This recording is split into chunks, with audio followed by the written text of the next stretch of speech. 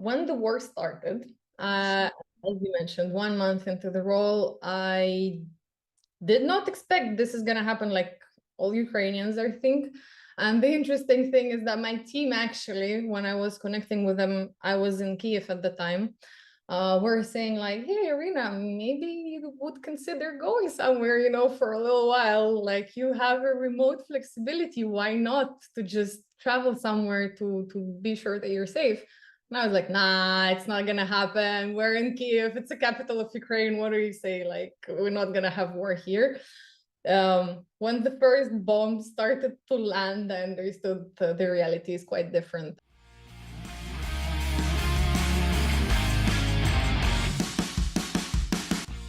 Landing a great job opportunity is sometimes very challenging. Breaking into tech and getting hired as a sales rep can be even harder. When I was applying to my first sales jobs, I also struggled with the unknown.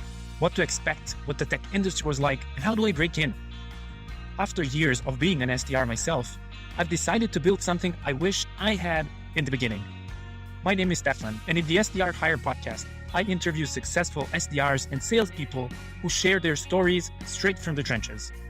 Learn how they got their first job offers, how they succeed every day in their roles, and what makes them stand out in their organizations. We all have what it takes. We just need someone to remind us of the opportunity and give us a better chance for success. Let's get your next SDR gig. Hey, welcome back to the SDR Hire podcast. I'm your host, Stefan, and this is a place where you can learn from top producing sales development representatives what it's like working in tech sales, how do you break in, what do companies look for, and how to succeed as an SDR, all for free. Today, I'm talking to my dear friend Iryna, currently working as a BDR at a company called Oyster. Oyster is one of the big players in the remote workspace, helping folks get hired globally wherever they live. Iry and I know each other from my short time back at lemlist, but she's been in the business development world for quite some time. She's done everything from marketing a beauty and wellness business to crypto business development. I'm super excited to get to hear her full story. So, Iry, welcome to the show. Yeah, thanks for having me in. Nice intro, thank you. Okay, I was kind of on the edge there. Am I saying the right things, Yeah, no, you did. Actually, that's even a fun part of it that you mentioned the beauty service. That was hell of an experience.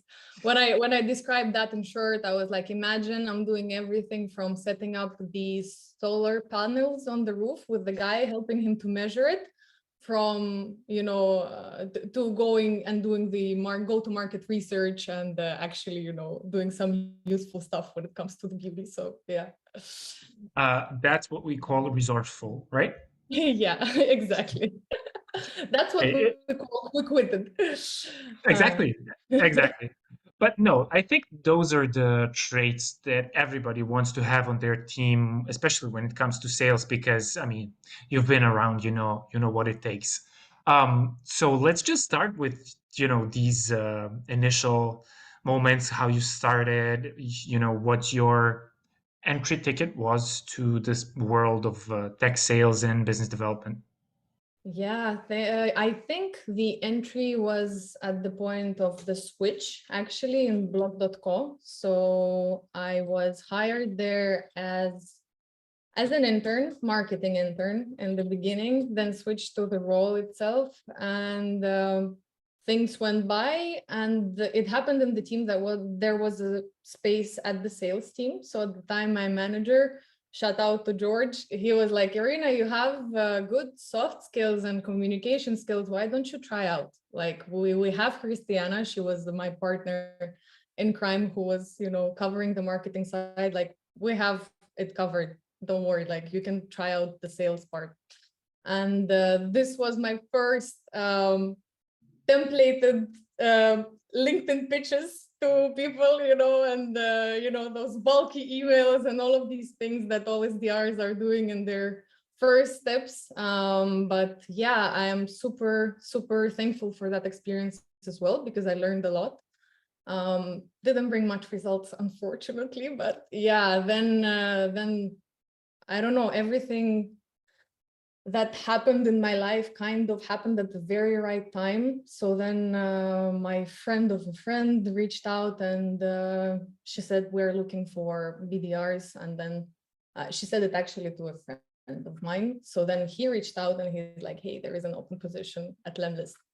I didn't know what lemlist was. So it's just like starting, to Google it. So then we had an interview with Nadia and all of the things when it comes to Okay. the first basics. Yeah, at I, lemlist. I And want to there. I want to talk about lemlist, as a separate topic. So let me just recap. So you were go to market slash interior designer for a beauty. Slash recruiter slash whatever you call it. Yeah, resourceful employee. There we go. Which has led afterwards to getting an internship at Block.co, which is basically Yeah. a crypto company, something. It's around the blockchain thing. So they don't like when you actually, put an equal sign with the crypto and blockchain, because Apologies. all by itself is a separate technology. Things short, we were securing documents on the blockchain, which is a very secure way, and it has a lot of implication in many industries. So this is how I entered the world of, blockchain technology, and after that, crypto as well, because it goes very closely.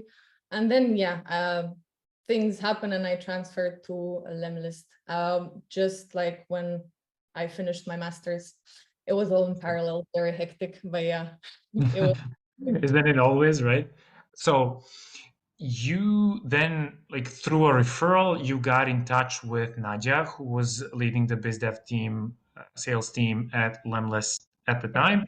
And can you walk us through what that experience looked like? So, getting hired, the interview process, how long did it take? Was it hard? Were you scared?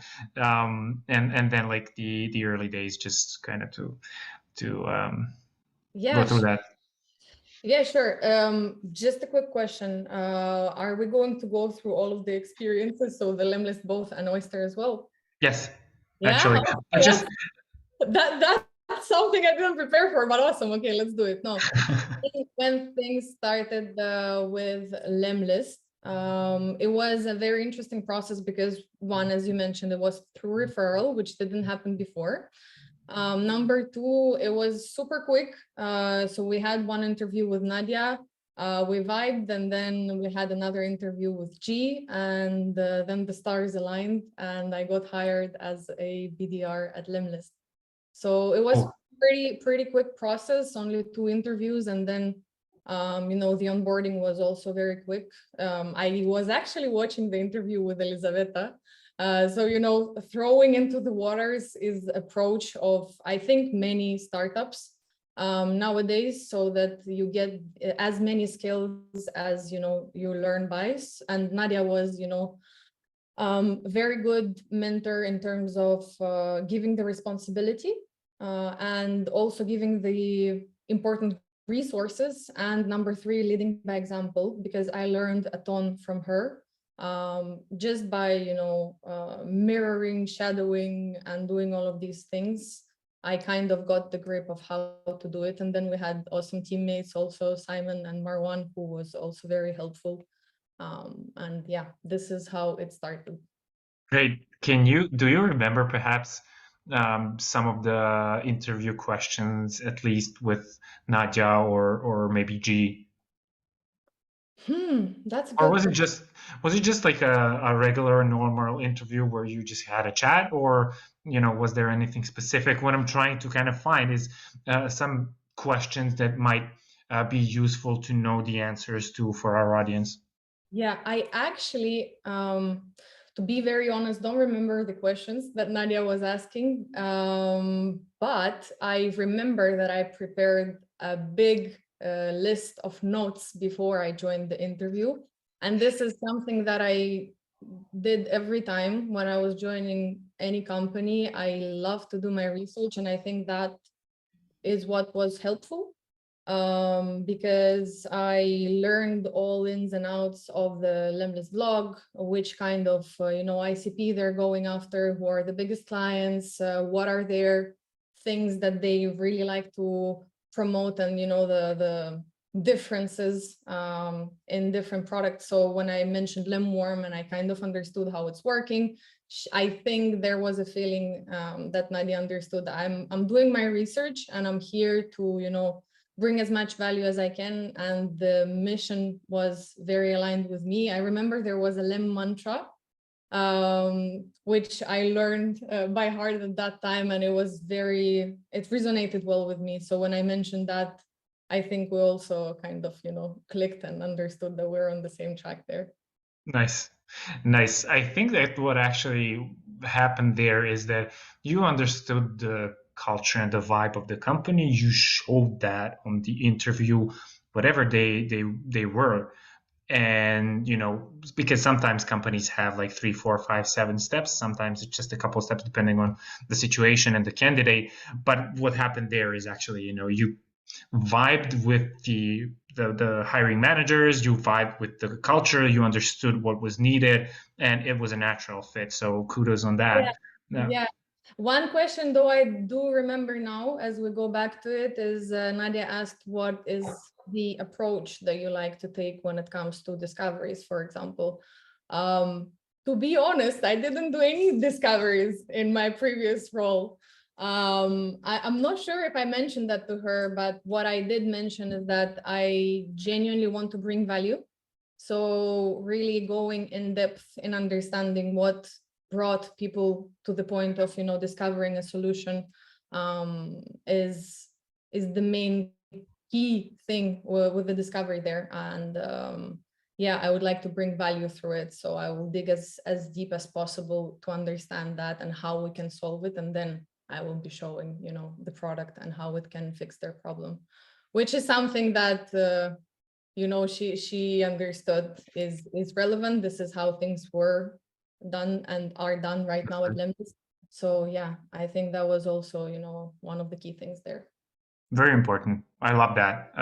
And the fact that that's what I'm saying. You understood the culture, you understood the way they were doing sales, and you basically shared that value with the company, which is more than cool. Awesome. So that's kind of where you and I met, and you were, by the way, a very cool teammate. I'm sorry we didn't get a chance to work longer together, but no, for real, you were very helpful in my short couple of months there.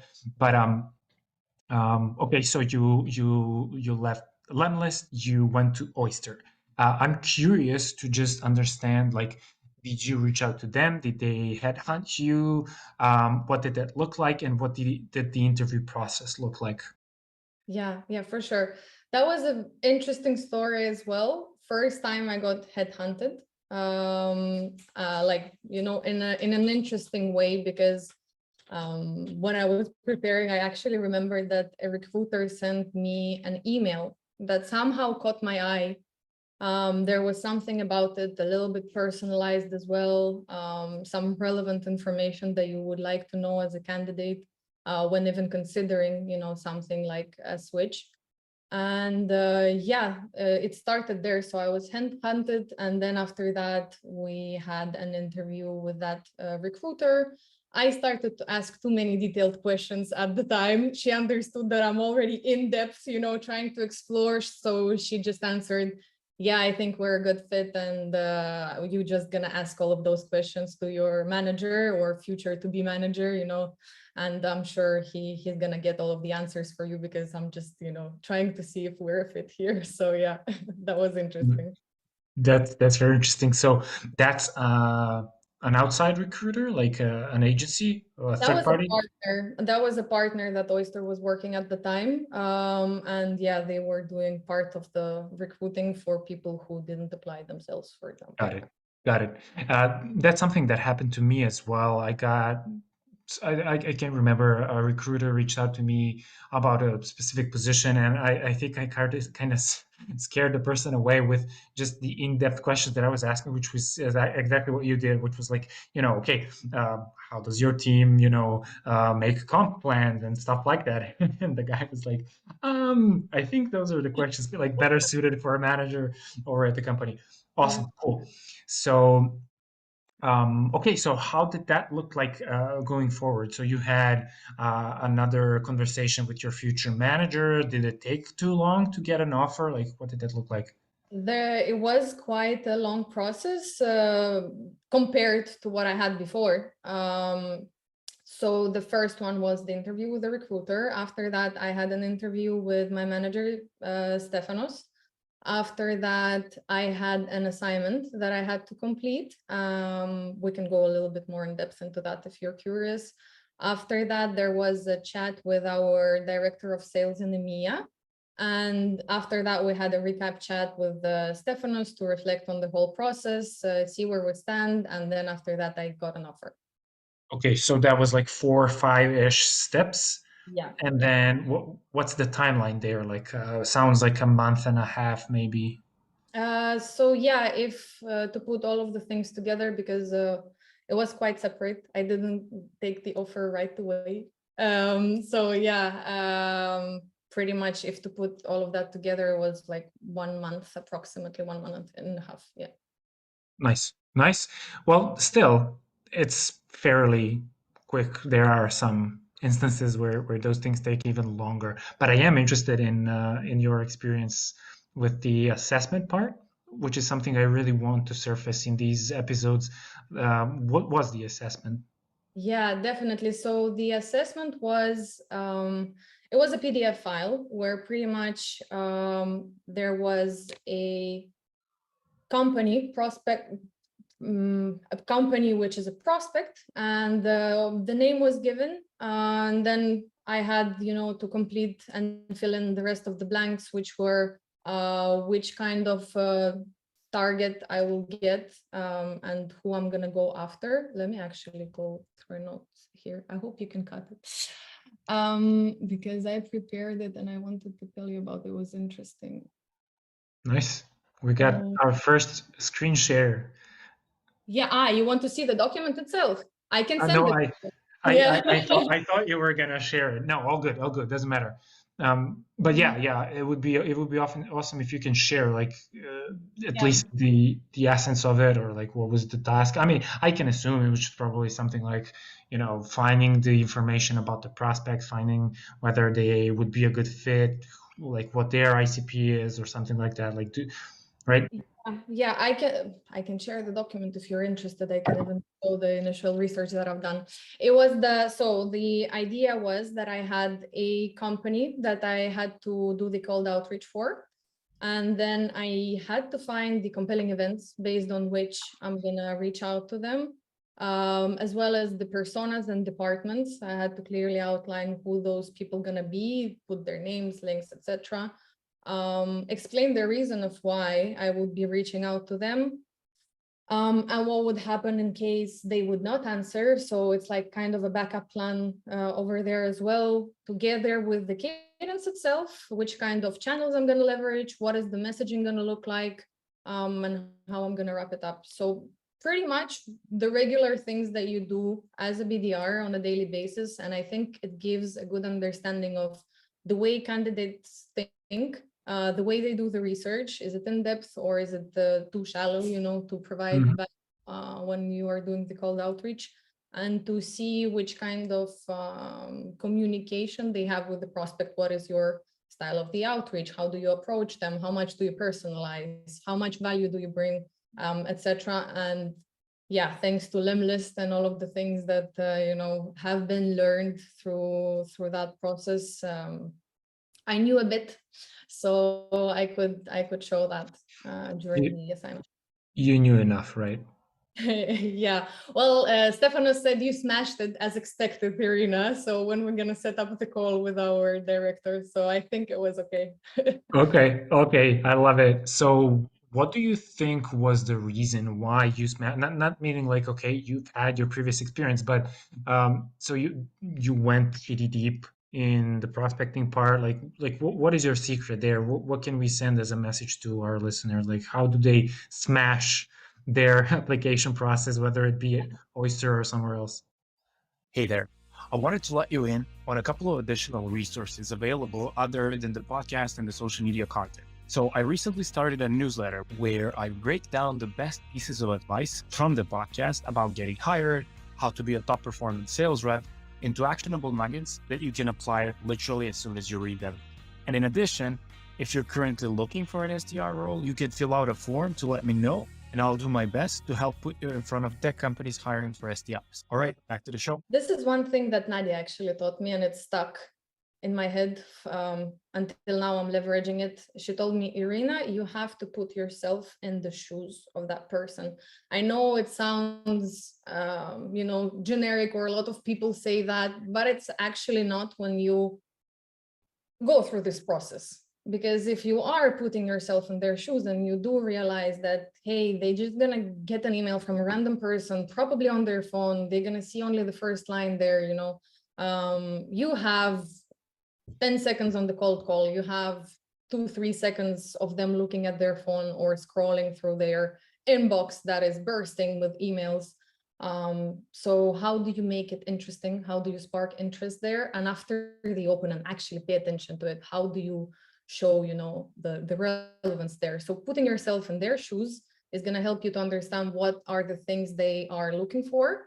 How could you possibly grab their attention, and how could you possibly, based on their job description, bring them value? So what are their KPIs? What are their goals? What are they looking at on a daily basis, on the long-term basis? And this is all kind of being gathered to the points of the research that you're doing and the things that you're sending out to them. Beautiful. That's exactly what I was hoping to hear. Awesome. So now that we've kind of covered how you smashed your interview and how you opened yourself the doors at Oyster, I'm just curious to hear more about the company. So, what's it all about? Like, Oyster is one of the big. I mean, you're going to tell us about it, but one of the big remote work companies. I actually love these types of companies. So I'm very much curious about like what the company is, how big it is, and what's your part in it, meaning like your ICP that you're going after and stuff like that. So Definitely. So Oyster, as you mentioned in the beginning, and you put it very well, will help companies hire in 180 countries all over the world. And what we actually do for you is that you can easily hire, pay, and care, so that those parts are covered as well for your employees, and build a really global team. And I like to put it in a way that, we're kind of your HR team / legal on steroids, because we are taking out all of those hassles of you navigating the complicated labor law. It can be really troublesome to establish a legal entity in a new country. There are so many things and intricacies over there, which is something that is keeping companies, from becoming a really truly global one. So instead of, creating barriers, we're eliminating those barriers and allowing you to do that easily. And okay, yeah, this is in a nutshell what we do. And when it comes to our ICP, it depends on a case-by-case basis. So actually, as we go higher in the market, so the entry, the mid, and the SMBs, there are different personas from the research that we found out, because we need to think from the standpoint who is dealing with HR at the entry stage. That's usually the CEO. So if a company is less than 80 people or so, we would usually target CEO as well, in case they don't have an HR team, and the CFO, for example, because they take care of the legal parts of the things. When we go a little bit mid-market, they usually will already have an HR team. They're going to have a recruiter, they're going to have a talent manager there.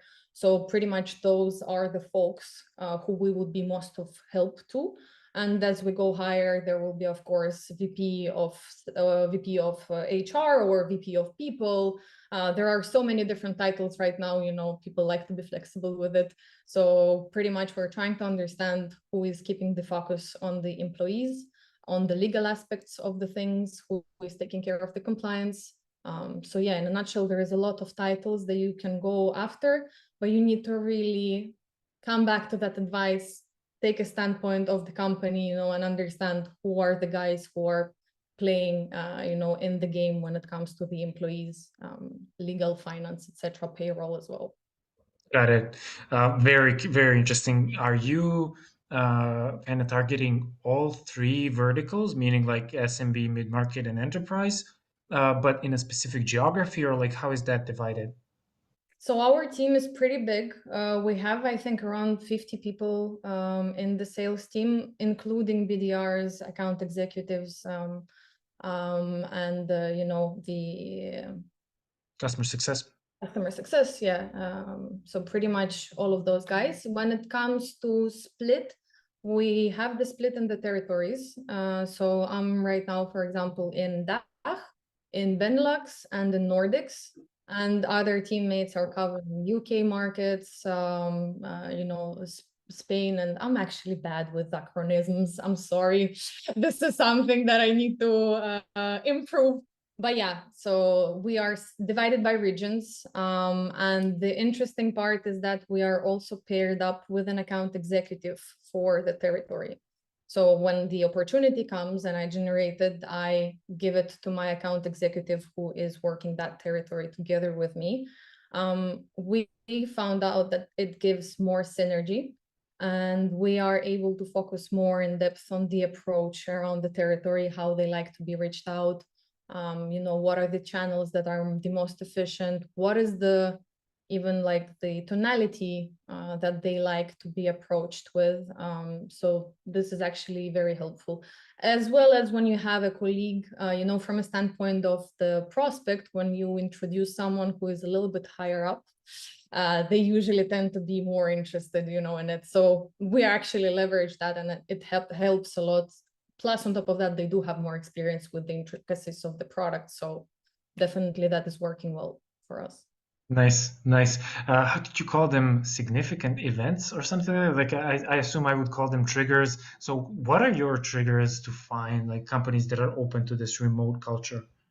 Yeah, I have set up already a pretty, extensive yet efficient process of prospecting the company. And the first thing that I check is what are the roles open in the company, how many people are, of course. The trigger event would be hiring, of course. And if I see there a remote position, that's, a gold over Build the there. queue. Yeah, it doesn't happen that, often sometimes, especially now when we see layoffs, people tend to, feel a little bit more secure when it comes to the strategy that worked well for them. And usually what worked well for them is hiring people in the countries where their offices are based. But another thing that we're trying to educate prospects on is that actually now is the time when you need to cut costs to tap into new territories. And this is, another thing to see. If the company is hiring only in one market, so then for me, it's also a good prospect, because in case I establish good relationship with them, I can show them a way how to cut their costs and not expect the hiring freezes, over there during the tough times. So this is another thing I pay attention to. And then, of course, I check out the potential leads, with the titles that I already mentioned before, and I just add them on the relevant cadence. Nice. You said something interesting, which is creating a relationship with those folks. So what is your approach to creating those relationships? Like, do you start with a LinkedIn message, or like, do you try to engage their content maybe on social media, or like, what do you do to establish relationships? Because I think that's a lot harder done than said. A lot easier said than done, right? Definitely easier said than done. Here, it's important also not to lose track of the scalability of your approach.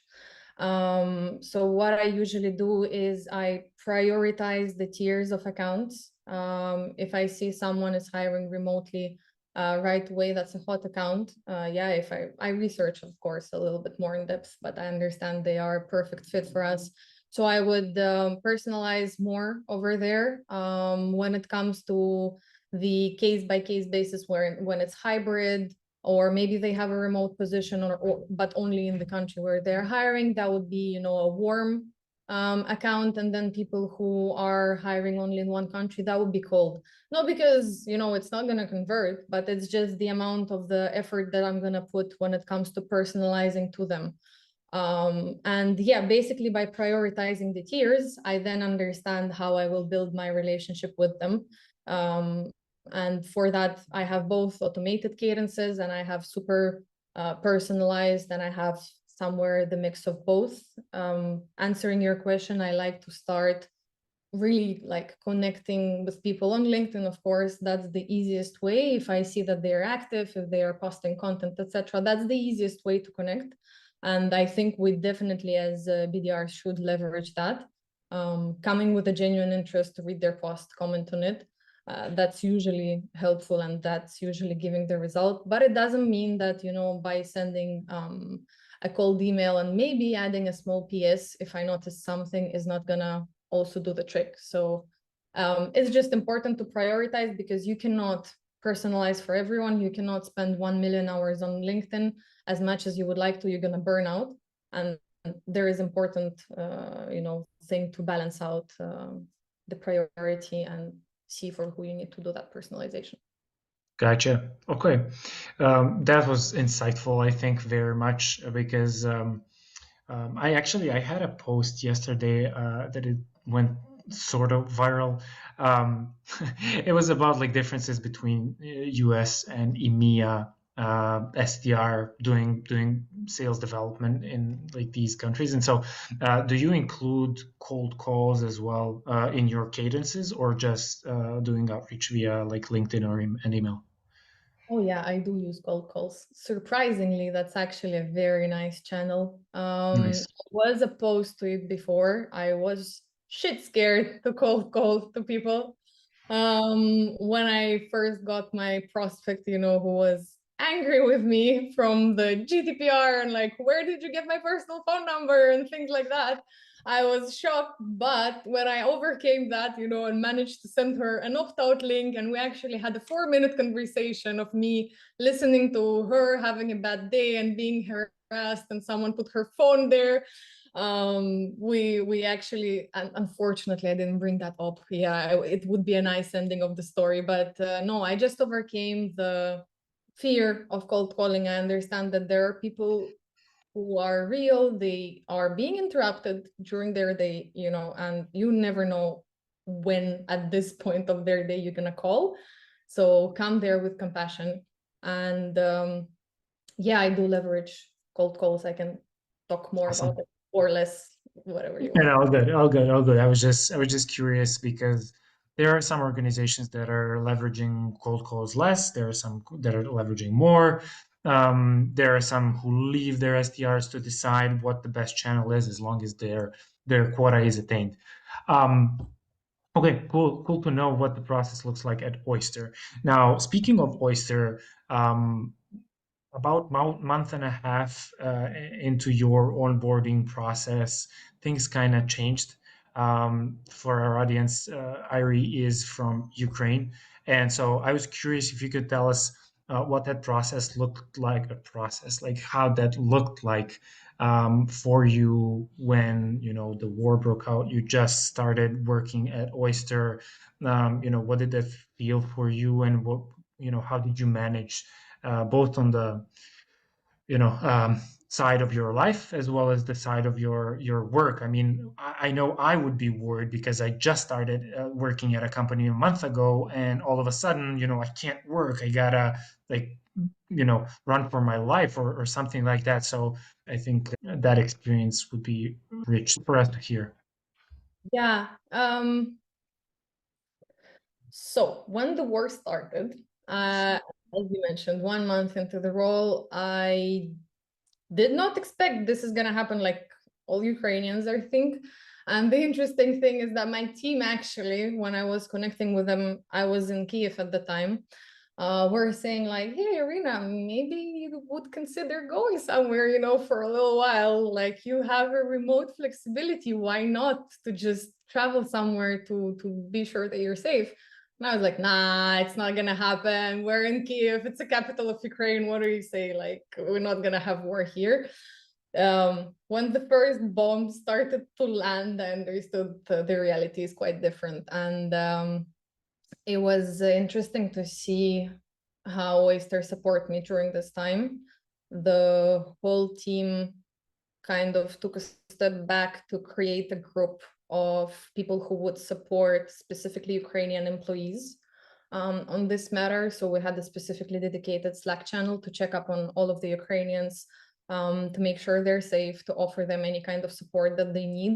In my case, that was my manager and my director of sales, who just, communicated and offered to support me with perhaps living, just provide for a couple of weeks some kind of a shelter, rental, Airbnb, whatever, which I didn't use at the time, but it showed a lot of care. And when I was, of course, there was no kind of, questions about me taking time off, as much time off as I needed to get myself out of the country and make sure my family is safe was given to me. And then when I was driving, because I drove like 1,500 kilometers in a matter of 2 days without sleep, all of that time, because I was driving behind the wheel, I couldn't really, and the connection was bad. The lines were just exploding from everyone trying to call each other. So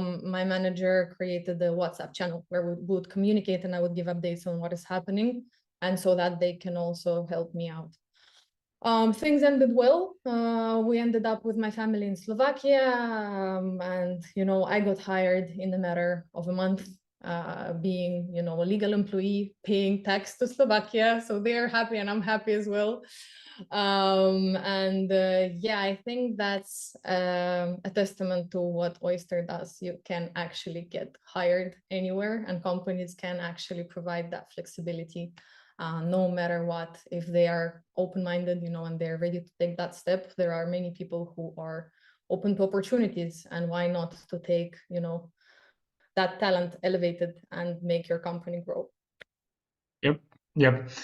It's hard to like. I usually try to have witty comments and like try to sound smart whenever people talk to me. But like, I don't think there's a lot to say. I mean, I am terribly sorry. I mean, you're my friend. I'm sorry that you had to go through those things, and to all the people who have been hit by the war.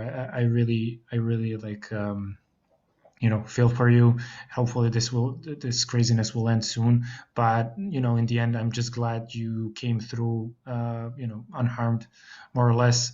And it's a really awesome testament to what your company actually is able to do, because even if you had any doubt that the product is actually what you were selling it to be, that doubt has been taken away. Yeah. Wiped out. It got wiped out, honestly. Yeah. And you can imagine the loyalty that I have to Oyster after all of that.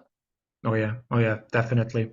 Okay, I mean it's a tough story, so I'm glad we kind of said it, because I think these things need to be said. Okay, and so you're currently in Slovakia, hired by Oyster, Oyster's entity in Slovakia, right? That's how the product works. So yeah, we do have entities in 180 plus countries. We do have a hybrid model though. Sometimes we're working through the partner who has a little bit more expertise on the market, just so our customers are also happy. If we would just open up an office right away, we wouldn't know all of that expertise that we have to know. So that's why it's a hybrid model of Nice. sometimes have a direct legal entity, sometimes we're working with a partner. But on the side of the customer, the Oyster, the main point of contact. Nice. Okay, cool. And I think this is something that might be very interesting to a lot of people in our audience, which is like, can they leverage something like Oyster to get hired remotely anywhere in the world for any company, or like how does that work?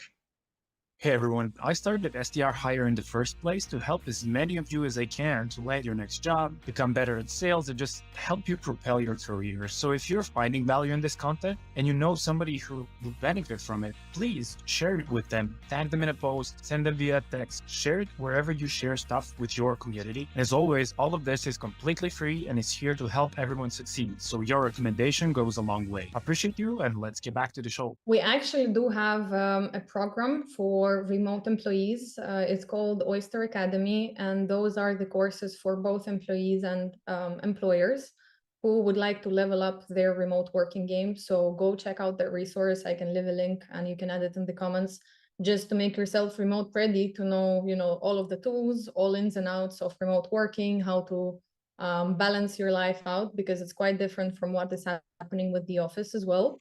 There are a lot of things that you need to navigate. So just so you're ready before your next remote role, you can check out that course. And we also, I think, not sure where this resource is, I'm going to share it with you. It's a deck where you can actually present to the CEO of the company, the way of how you can get hired remotely. So this is something that you can, for example, leverage on your next interview. If there is no remote position, you can give this opportunity or food for thought, to that company and open up a way for them, not just so you get hired, but that other people out there can get a chance to work. Yep. Remotely, definitely. I think that's a very important thing to do. I mean, the education part, because I think, and I've heard this from a lot of people, there is a lot of opportunities missed out there just because of the geographic distance between the candidate and the company who is hiring. And maybe companies just don't know that there is an option for them to hire somebody from somewhere outside of their HQ country. Awesome. Awesome. Please go ahead. You look like No, you want I to. just said exactly. You said it right. Nothing to add. Perfect. So Ira, you've been through a lot of shit, and like you were very. I would say you were very successful. Obviously, you mentioned before we started recording, you said that like the only thing you actually could do to kind of take your mind off of things was, do your job and just prospect and Yeah. play. Um, and but still like you are successful, so I'm just curious, like what do you think is the thing that is making you successful? Where does that drive come from? I think that actually comes from the possibility to motivate myself. And every time that motivation comes from new places, because I do believe that sales is a roller coaster. Always you get, it's a roller coaster of demand and no demand. So when the things get tough, the tough gets going, and I would add to this, the tough needs to know how to get going. So I try to spark a motivation, some kind of interest in what I do. And I think it's a little bit too generic as well, but trying to find motivation from approach of other people is something that is sparking interest in me personally. Nice. Nice, very good. So can you perhaps share a story that of a time when you booked a meeting in a creative way, for example? That's a good question. I actually was thinking about it, and I think the most creative thing I've done is not that creative. It's a video, but I usually try to make them really personalized. It usually takes me a lot of time. And as I mentioned before, there is a lot of in-depth research. But yeah, I sent a video to the prospect. She replied a month after, the cadence finished even. And she was like, I'm so sorry, I was on leave. I didn't even see your messages. Like, it's sort nice, the whole approach that you did. Let's please schedule a meeting and catch up because that's the best thing that I've seen when it comes to the personalized outreach. I know it's perhaps not super creative. I didn't, catch a prospect on a WhatsApp message or maybe like found them somewhere outside. But yeah, this is I think the most interesting thing. Very cool. Okay. So like we've heard your past, we know your present, but what is a message that you would send to yourself for like in the next 3 to 5 years, like your future self? You made me think. Um, I don't know. I I like to live in the moment. I don't like to think about my future self, to be honest with you. Um, One thing that war taught me is that anything can change in a matter of an hour. And you never know what's going to happen with you in the future. The only thing that I know is right now and how much passion and energy I put in every single day, because the next day might not come. So if I would say something to my future self, I would say the same thing. You never know, like the future is not granted, tomorrow is not granted. Continue living your life to the fullest.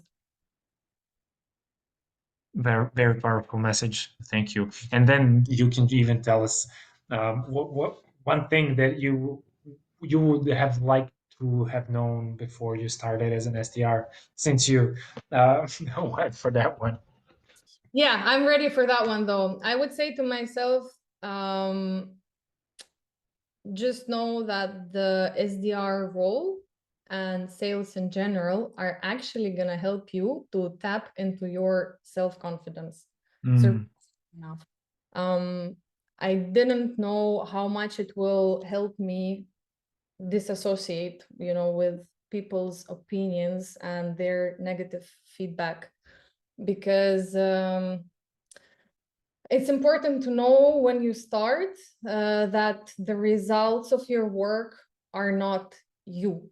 And I think a lot of people are struggling to separate it. And that's why they're taking it very close to the heart, hearing every no, no, thank you, remove me from your cadence, or even fuck you over the phone.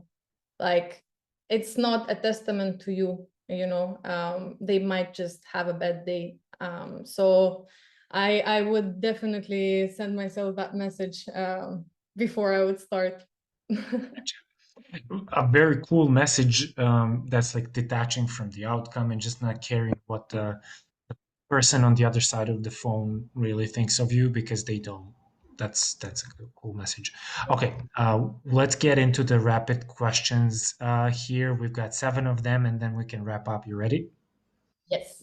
You're cheating again. Awesome. I think you're the first person who's actually come prepared with the answers already. I get so sidetracked with my own thoughts that I have to have the notes and the structure. Fair enough. Fair enough. Okay. What would you say is the best SDR learning resource? Best SDR learning resource for me, actually, 3. I'm sorry. I know you're asking for one. All Things Gone.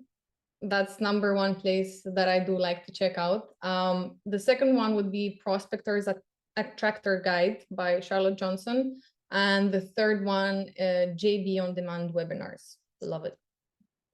That's a very rich list. Okay. What do you think in your mind is the best SDR skill? I think it's resilience. It's being able to keep calm and carry on. I love it. What is the best or the favorite SDR creator to follow? For me, they're changing constantly. At the moment, it's Charlotte Johnson, also Will Aitken, Kyle Coleman, but like a lot of them at the moment is Charlotte, because her tips and tricks are really helping me out a lot. Perfect. Perfect. Okay. What is your favorite SDR channel? So SDR channel, my SDR channel, which I love the most, is email. I think email. Yeah, I mean, that's the question, like email, cold call, LinkedIn, whatever. Yeah. Gotcha. Gotcha. Okay. What is your favorite, in this case, email opener? Maybe you can share the cold call as well.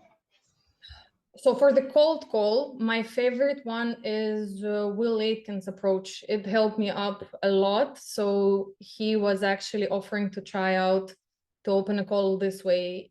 Hey, Steph, I've been doing some research on Steph.io, and I noticed a couple of things that can be of help. Would you mind if I run ideas by you?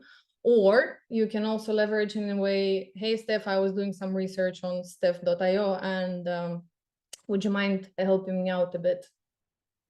So just leaving it at that, prospect gets curious, like, what do I have to help you out with? You know, like which kind of research you were doing, what's going on there? And people like to be helpful, so they usually are like, I can help. What's this about? And then the conversation starts. But if I like to be a little bit more direct and explain the research right away, it's just like, hey, I have these ideas. Please listen out to me. If it's not relevant, we can always hang up. Yeah, we can go When our it comes separate to the ways. email, though, that would be, of course, a personalized intro line, and that's always different. You cannot, create this simple one that's gonna apply for everyone. That's right. Lemlist style, right? Okay, cool.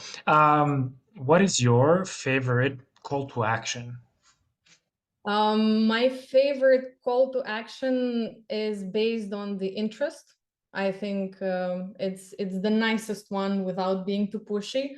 I would say I actually love the one from Vuk. Vuk is an ex head of marketing and growth at Lemlist. So he was asking, you game? Like I just love it. It's amazing. I don't put it in my cadences now because no one games, at Oyster, but when it comes to something a little bit more actionable, you game sounds just amazing. I think I would leverage it somewhere. Need to try that. There Now, we just interested to explore this because it's really open-ended when it comes to the ideas that it can give to them. Explore. There are so many things. Yeah. Yep. Okay. And for the final question, what is your favorite tech sales acronym? PDR? I don't know. That's a tricky question. Like, what are the tech sales acronyms? Tell me. Well, I mean, there's literally an insane amount of them. That's why I asked this question. Everybody has a different one. For example, I had hopefully, yeah, his episode should be out. You could take like SQL, you can take like end of day EOD, right? You can take Okay. like SaaS, you can take like I mean, there's literally like an insane amount of these acronyms. Like you could just play around with them any way Yeah. you like. Yeah, I'm bad with acronyms. That's why. But I think that would be an op then. Uh-huh. Like an op is just an amazing thing. Love it. Every time that it comes in, just the dopamine level goes up. So let it be an op. Yeah. Oh, hell yeah. Okay, so it's an op as an opportunity. So whenever you see op, you hear a ka-ching sound in your head. Exactly. Exactly. Okay, awesome. Hey, this was amazing. I love catching up with you. It was too long. I think we should catch up more often. But I'm very happy that your career is progressing and that your time at Oyster is awesome, that you're safe, that you look great. So it's been a pleasure seeing you again. It's been a huge pleasure. Love catching up with you. Always gives me nice ideas as well. Thank you for inviting me. And I really like the things that you're doing for BDRs, SDRs, sales folks out there who are starting off their career or maybe even just thinking about it. It opens door for them to explore. If this podcast would be available when I was back at block.co, I think I would learn a lot from it. Yeah. That's the idea. So I actually, yeah, go ahead. I was just saying, keep doing what you're doing. It's great. I will, and I thank you. And yeah, I started this basically with having myself in my mind of the time when I was starting out and not knowing shit about anything. And it's not like I was missing skills. I was really missing the understanding of what the role actually is. And I think, or at least I try to portray what the role is through having these conversations. So, yeah. Again, I thank you very much. I'll talk to you soon, and I'll see you around. Thank you for tuning in to the SDR Hire podcast, the only podcast exclusively focused on SDRs, where successful salespeople share about their hiring stories and sales adventures straight from the trenches. If you found this useful, go ahead and share it with someone else you know is trying to break into tech or land their next SDR gig. You can find SDR Hire on all major podcast platforms as well as YouTube. Hit that subscribe button if you haven't already, and catch you in the next episode.